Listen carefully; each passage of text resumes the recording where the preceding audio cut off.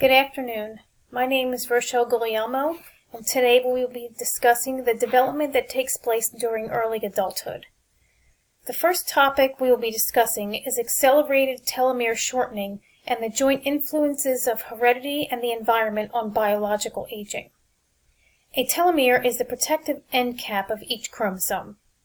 This protective cap is noted to shorten each time the cell duplicates. When little of the telomere remains, the cell can no longer duplicate. The telomere protects the cell from mutations caused by diseases such as cancer. Over the past several decades, there has been ongoing research into the effects of environmental factors such as smoking, drug and alcohol abuse, a sedentary lifestyle, and poor diet can have on telomere shortening.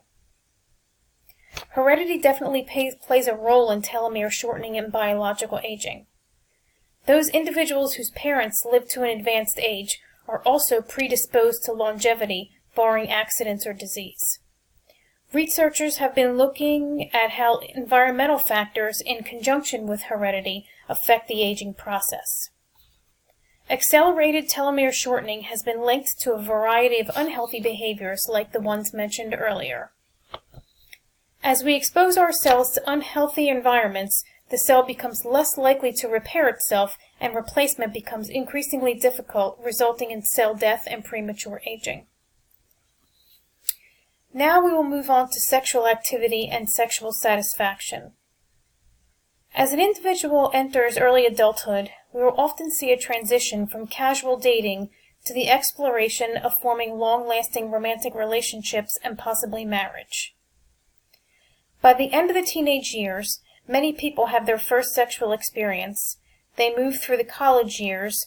There will be a transition from the casual dating of multiple people to focusing on building a long-lasting partnership with one individual. Committed relationships offer emotional stability and intimacy between two individuals. This intimacy is not developed during casual dating and is an important part of a healthy and satisfying sexual relationship. It has been documented that an increased number of sexual partners did not result in an increase in sexual satisfaction, but rather the opposite. Those individuals who were in committed relationships or were married reported the highest rates of sexual activity and satisfaction. Satisfying life partnerships fosters a satisfying sex life and increase the frequency of sexual activity. Our next topic of discussion is how expertise affects information processing and how creativity is a necessary part of information processing. Expertise is defined as the acquisition of extensive knowledge of a subject or field of practice. Expertise is a field and has a significant impact on the subject matter at hand. Experts in a field have a deeper knowledge base than others in the field. They are able to quickly analyze situations and offer multiple highly educated responses with little or no effort. Experts are able to see and recognize highly complex issues that a novice may not be able to identify because of lack of experience or exposure. Expertise is necessary for an individual to be creative in problem solving or problem finding. Creativity is the ability to form new and meaningful problems that have not been asked or researched previously to foster growth in a specific field of study. Expertise in a field is necessary for the creative thinkers, but not all experts have the ability to think creatively to formulate new and innovative problems. Creativity differs from expertise in that expertise is the learned knowledge on a subject, and creativity is the continued search for knowledge through the finding of new problems related to a specific field of study. Our next subject is the college environment and the psychological changes that take place during the college years. There are many significant changes that take place during the college years.